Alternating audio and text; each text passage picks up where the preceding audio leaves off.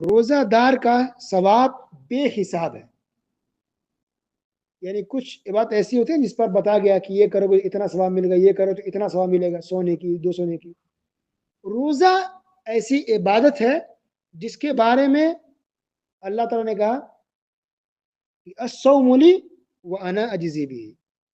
حدیث قدسی میں ہے کہ روزہ میرے لیے ہے اور میں ہی اس کا بدلہ دوں گا. تو تمام عبادتیں اللہ تعالیٰ کے لیے ہی ہے اور بے شک اللہ تعالیٰ ہی بدلہ دے گا، لیکن اس میں بطور خاص اس کے مقام و مرتبے کو بیان کرنے کے کہا گیا ہے کہ روزہ میرے لیے میں ہی بدلہ دوں گا. یا فکس اللہ نے کیا کہ میں 100 نیکی دوں گا، 500 دوں گا، 1000 دوں گا، نہیں. اللہ اتنا دے گا کہ ہم سوچ بھی نہیں سکتے. بے حساب اللہ نے اس کو ایسے اوپن کر دیا کہ روزہ میرے لیے اب میں ہی اس کا بدلہ دوں گا. اب کتنا اللہ دے گا سوچیے، ہم سوچ نہیں سکتے. تو روزہ کا ثواب بے حساب ہے. اور میں کیا لکھا ہے کہ اس کی ایک مجھے یہ بھی معلوم ہوتی ہے اتنا بے حساب ثواب ملنے کی روزے پر، کہ باقی جو عبادتیں ہیں تو اس میں ایک ڈر ہوتا ہے کہ انسان اس میں ریاکاری کر لے، دکھاوا کر لے. لیکن روزہ ایسی عبادت ہے، واحد اکیلی ایک ایسی بات ہے جس میں کم سے کم خطرہ ہے کہ انسان ریاکاری میں پڑے، دکھاوے میں پڑے.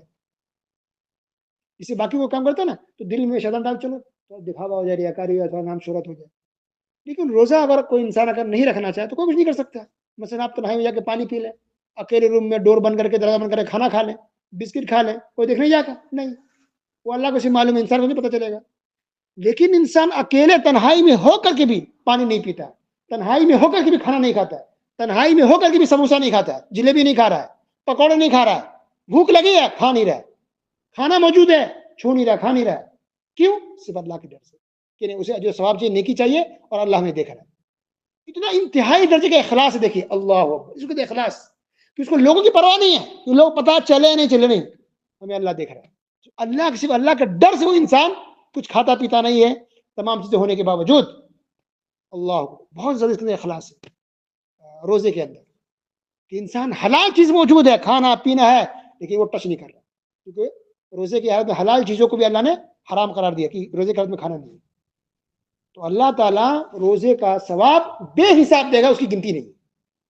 اللہ تو یہ شوق بھی ہمارے اندر جذبہ ہونا چاہیے کہ ہم روزہ رکھیں رمضان کا بھی. اس کے علاوہ بھی انسان کو اگر موقع ملے تو روزہ رکھنے کی کوشش کرے. جیسے شوال کے 6 روزے ہو گئے، عرفہ کا روزہ، محرم کا روزہ، شعبان کا روزہ. شعبان وہ نہیں صرف 15 شعبان، ایک مثلا شروع کے رمضان شعبان کے شروع میں 5 10 5 6 7 جتنا رکھنا چاہیں رمضان کے شروع میں وہ، یا ایام 20 کے روزے 13 14 15 عربی کیلنڈر کے حساب سے 13 14 15 کو، یا پھر ہفتہ واری جو روزہ ہوتا ہے سوموار اور جمعرات. جو روزے بہت اللہ نے اجر و ثواب نیکیاں رکھی ہے. یہ تو رمضان کے روزے کی فضیلت تو بہت زیادہ ہے ہی، لیکن باقی بھی اگر یہ سنت نفلی روزے اگر رکھتے ہیں تو اس پر بھی اللہ تعالیٰ بہت زیادہ اجر و ثواب دیتے ہیں. روزے جیسی دوسری عبادت نہیں ہے. سنن نسائی کی روایت ہے، ابو امامہ رضی اللہ تعالیٰ عنہ کہتے ہیں کہ میں نبی کریم صلی اللہ علیہ وسلم کے پاس آیا اور میں نے پوچھا کہ اللہ کے رسول صلی اللہ علیہ وسلم مجھے کسی عبادت کا حکم دیے، کوئی ایسی بات بتائے کہ میں اس پر عمل کروں، کوئی خاص بات بتائیے. اب بعض روایت میں یہ ہے کہ سب سے افضل عبادت کیا وہ مجھے بتائیے.